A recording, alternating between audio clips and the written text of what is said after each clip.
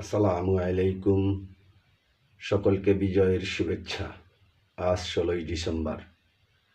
30 লক্ষ শহীদের রক্তের বিনিময়, 2 লক্ষ মা বোনের ইজ্জতের বিনিময়, রক্তক্ষয়ী সংঘর্ষের মাধ্যমে 1971 সালে পাক হানাদার মুক্ত বাংলাদেশ এই দিন স্বাধীন হয়েছিল।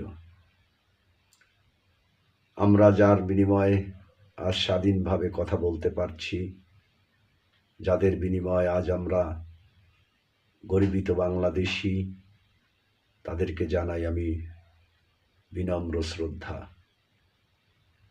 এবং যে সমস্ত মুক্তিবাহিনী বা মুক্তিযোদ্ধা, বীর মুক্তিযোদ্ধারা এখনো জীবিত রয়েছেন, তাদেরকে জানাই লাল সালাম। যে যেখান থেকে আমার চ্যানেলটি দেখছেন, সকলকে অনুরোধ করব আমার চ্যানেলটি সাবস্ক্রাইব করার জন্য।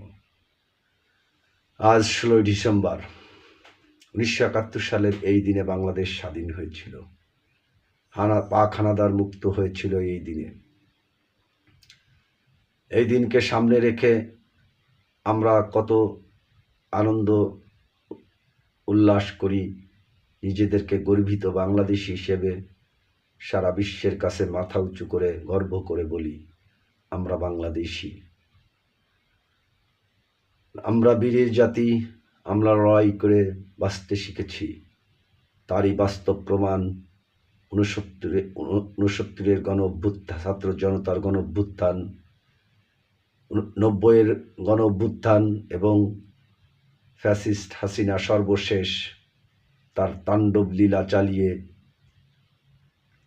2000-এর অধিক ছাত্র জনতা, 50,000-এর অধিক ছাত্র জনতাকে আহত করে, রক্তে রঞ্জিত করে, রক্তপিপাসু হাসিনা যখন দেশ ছেড়ে পালিয়ে গিয়েছে, সেই দ্বিতীয় স্বাধীনতার প্রথম বিজয় দিবস আজ।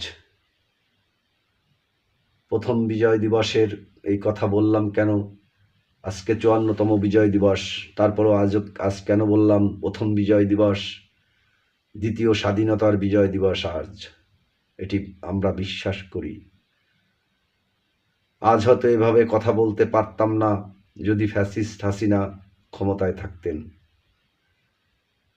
হাসিনা পালিয়েছে দেশ ছেড়ে, রক্তে রঞ্জিত করে, বধূর গায়ের রক্তে মেহেদির দাগ শুকানো, বধূকে বিধবা করে, গর্ভজাত সন্তানকে পিতার ডাকে বঞ্চিত করে, পিতাকে নির্মমভাবে হত্যা করে, গৃহবধূকে বিধবা করে, সন্তানকে কেড়ে নিয়েছে পিতার কাছ থেকে, পিতাকে কেড়ে নিয়েছে সন্তানের কাছ থেকে। কেড়ে নিয়ে আজ উনি দেশ ধ্বংসের নীল নকশা চালিয়ে যাচ্ছেন পার্শ্ববর্তী দেশ ভারতে বসে। আর ওই দেশের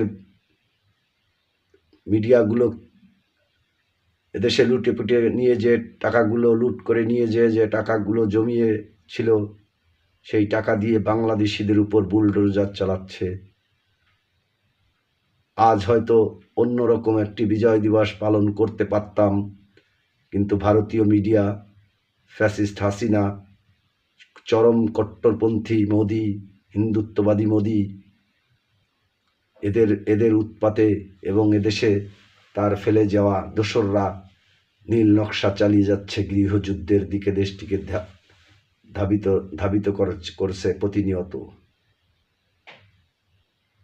তাই বিজয় দিবসে সকল বাংলাদেশিকে দেশ বিদেশে যেখানেই আপনি অবস্থান করেন না কেন, এই বিজয় দিবসে শপথ নেওয়ার সময় এসেছে। ফ্যাসিস্ট হাসিনার স্বরূপকে তুলে ধরার, ভারতের পণ্য বয়কট করতে হবে, ভারতের সাথে সকল বাণিজ্য চুক্তি বাতিল করতে হবে, প্রয়োজনে চীনের সাথে আতাত করতে হবে। এরকমই কিছু কথা বলে আমি আমার ভিডিও থেকে বিদায় নিচ্ছি। সকলে ভালো থাকবেন। আল্লাহ হাফেজ। সকলকে বিজয় দিবসের শুভেচ্ছা।